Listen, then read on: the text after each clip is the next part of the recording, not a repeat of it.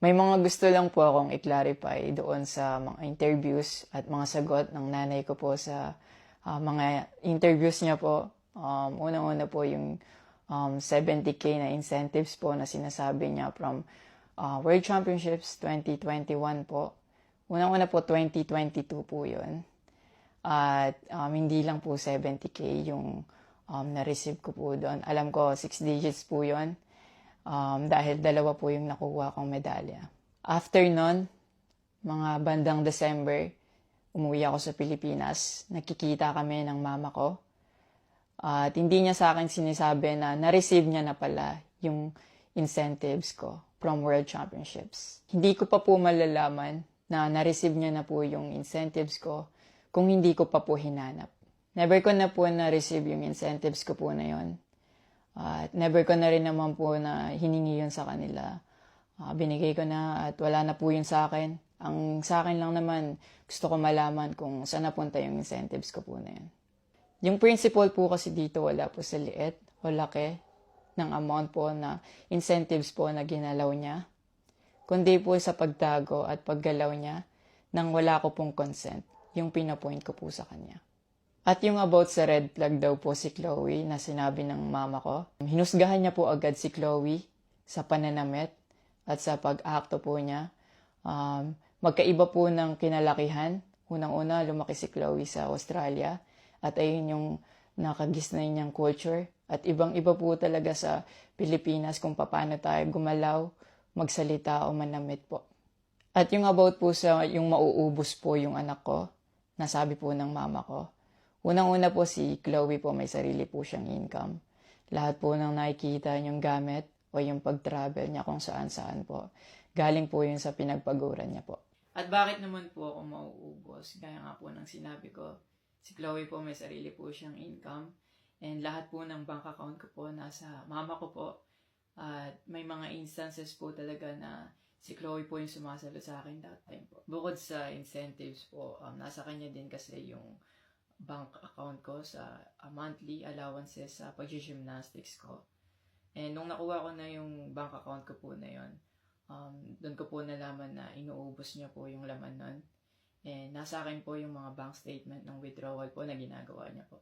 Sabi niya po nagsimula daw yung hindi namin pagkakaintindihan dahil kay Chloe daw po. Opo, totoo po yun. Dahil ever since unang-una pa lang, ayaw niya na kay Chloe kahit hindi niya pa po nakikita or nakikilala in person. And mas nagkalabuan po kami nung naglagay po ako ng boundaries sa relationship ko. Kasi pinaglaban ko po si Chloe dahil gusto ko po siya. Yung about sa training camp na kinikwento niya na si Chloe dapat wala na daw doon, sabi ng former coach ko pagdating nung dalawang magte-training camp doon. Usually, kapag magte-training camp kami, palaging naka-hotel. And miscommunicated yon na doon pala sila sa akin na mag-i-stay. Hindi rin totoo na pagpunta nila doon, nung dalawang bata, dapat wala na si Chloe kasi sabay-sabay silang pumunta doon. Actually, nagulat pa yung former coach ko kasi nandun si Chloe. Minelcome naman namin sila talaga. Nag-prepare kami para sa kanila. So, hindi ko alam kung bakit ganun yung mga sinasabi niya. At yung sinasabi niya po na yung dalawang bata po dahil si Chloe yan doon, yung nakabalandra daw yung puwet po.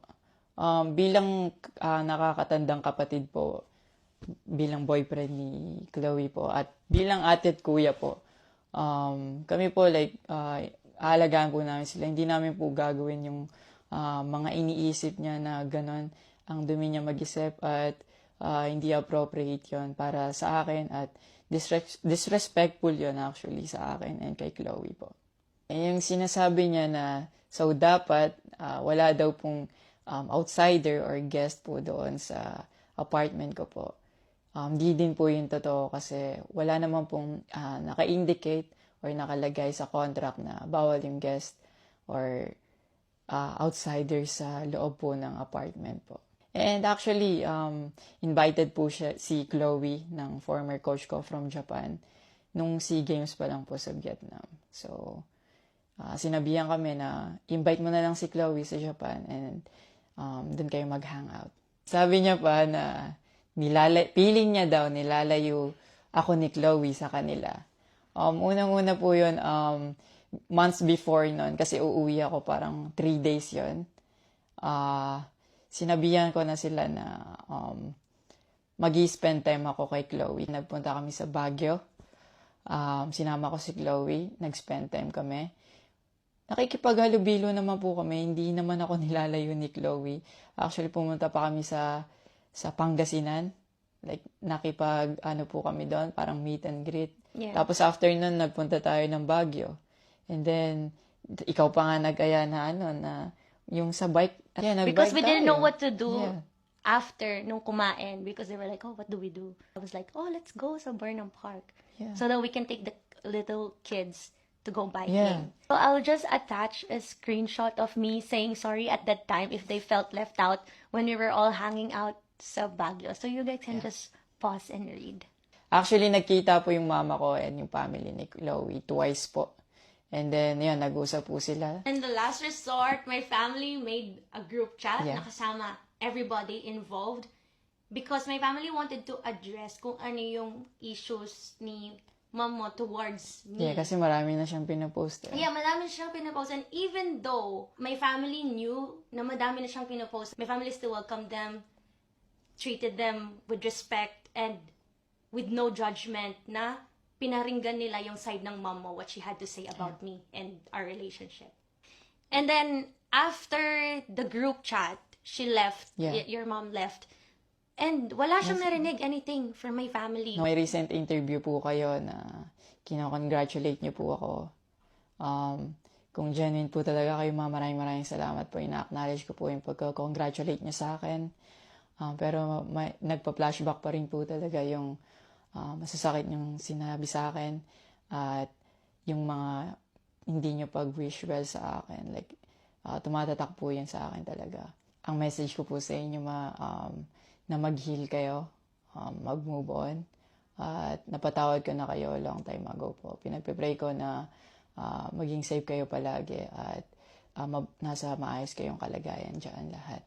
Tigilan na po natin to at i-celebrate na lang po natin yung mga ginawa po ng paghihirap, pagsasakripisyo ng bawat atletang Pilipino dito sa Olympics.